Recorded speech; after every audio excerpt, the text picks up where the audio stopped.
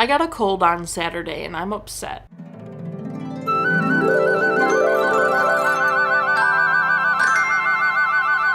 Welcome back to Every Disney Movie Ever. My name is Jess and I'm watching Every Disney Movie Ever. Today I'm going to talk about Double Switch. Double Switch is a 1987 Magical World of Disney television release. It is directed by David Greenwalt, cinematography by Fred J. Cohenkamp, editing by John Wright, music by Michelle Colombier, and it's written by John McNamara. David Greenwalt I covered in the video about Help Wanted Kids, and Fred J. Cohenkamp I covered in the video about the Brat Patrol. Both links will be in the description. John Wright is best known for Speed, The Hunt for Red October, X-Men, and The Incredible Hulk. Michelle Colombier is best known for Man on Fire, The Golden Child, New Jack City, and Hobo with a Shotgun. John McNamara is best known for Trumbo, Lois and Clark, The Adventures of Briscoe County Jr., and The Magicians. The film stars George Newburn and Elizabeth Shue. George Newburn plays Bart and Matt and is best known for Scandal, Father of the Bride 1 and 2, and Justice League. Elizabeth Shue plays Kathy and is best known for Leaving Las Vegas, Adventures in Babysitting, Hollow Man, and The Saint. This film is The Prince and the Pauper in modern day 80s.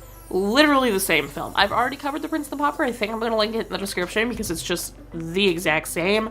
They look alike. One's a prince, one's a pauper, one's a rock star, one's an ordinary kid. They switch places.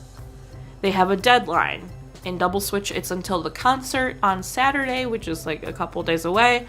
In The Prince and the Pauper, it's until Coronation Day, which is a few days away. So much happens, and obviously the stuff that happens is very different because being a prince and being a rock star is different, being a pauper and being an ordinary kid is different, and medieval times in the 80s are very different.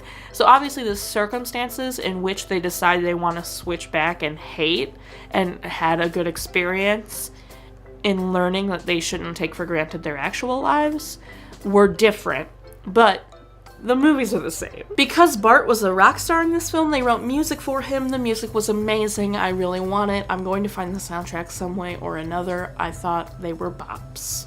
Just saying.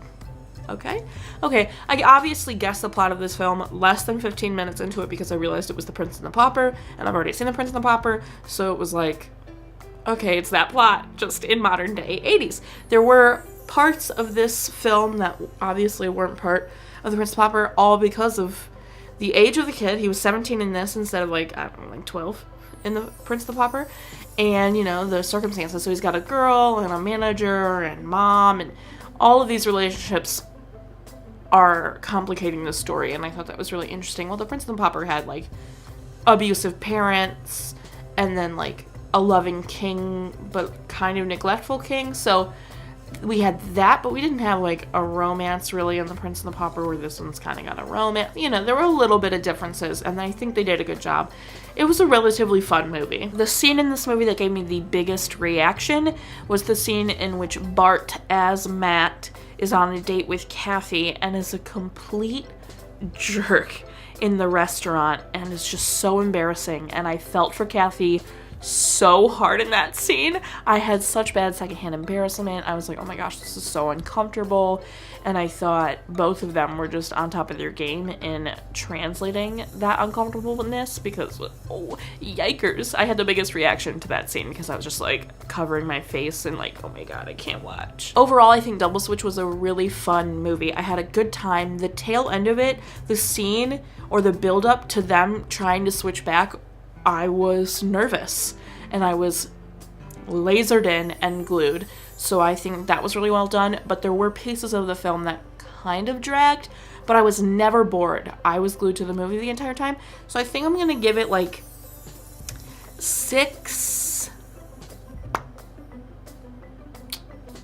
microphones? I don't know, 6 microphones out of 10.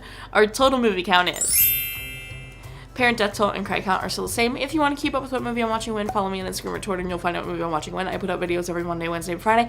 Until next time, comment, subscribe, but I'm not sure if you are, so you do, and don't be the manager about it for sure.